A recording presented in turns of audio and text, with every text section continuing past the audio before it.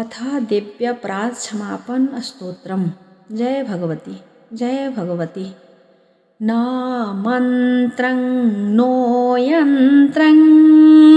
तदपि च न जाने स्तुतिमहो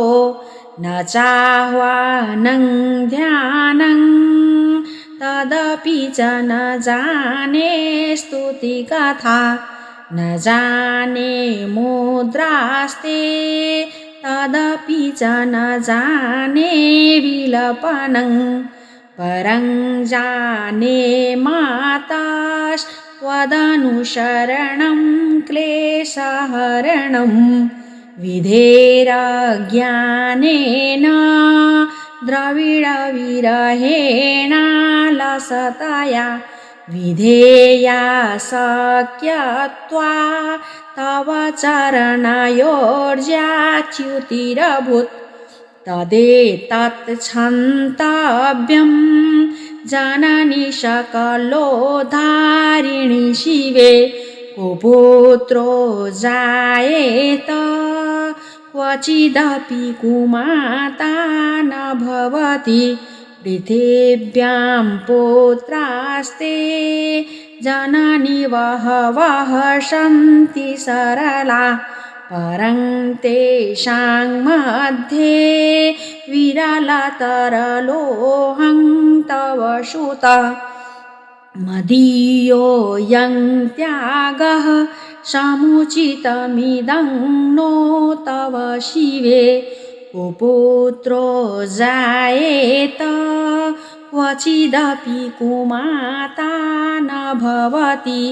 जगन्मातर्मातास्तव चरणसेवा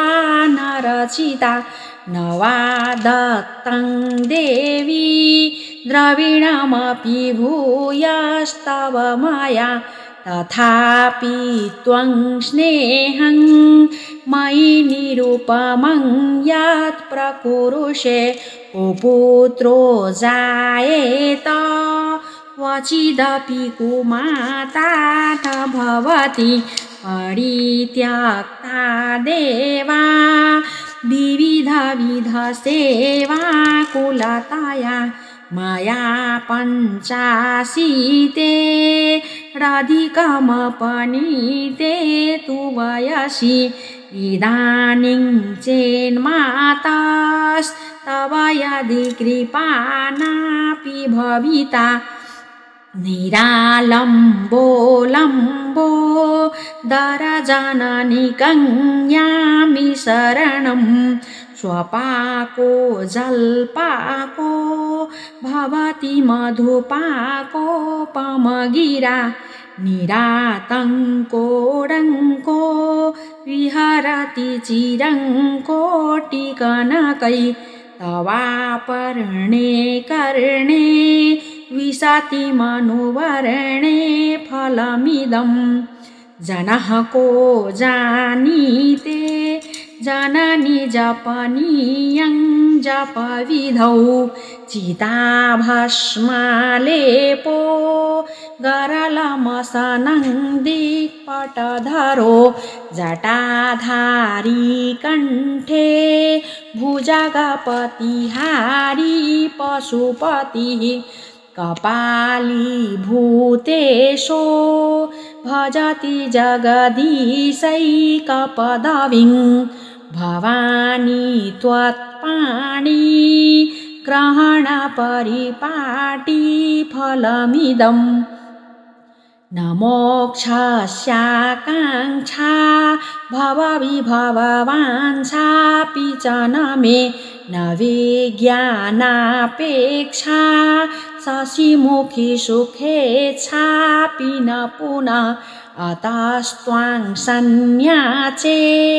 जननि जननं यातु मम वै मृडानि रुद्राणि शिव शिव भवानीति जपतः नाराधितासि विधिना विविधोपचारै किं वृक्षचिन्तनपरैर्न कृतं वचोभिः श्यामे त्वमेव यदि किञ्चन मज्जनाथे धत्से कृपामुचितमम्ब परं तवैव आपत्सु मग्नः स्मरणं त्वदीयं करोमि दुर्गे करुणार्णवेशी नैतच्छठत्वं मम भावयथाः शुद्धा त्रिशार्था जननीं स्मरन्ति जगदम्ब विचित्रमत्र किं परिपूर्णा करुणास्ति चेन्मयी अपराध परम्परा परं न हि माता समुपेक्षते सुतं मत्समापातकी नास्ति पापग्नि त्वत्समानैः एवं ज्ञात्वा महादेवी यथा योग्यं तथा कुरु। श्री शंकराचार्य विरचितं दिव्य प्रात समापन स्तोत्रम। जय भगवती जय भगवती।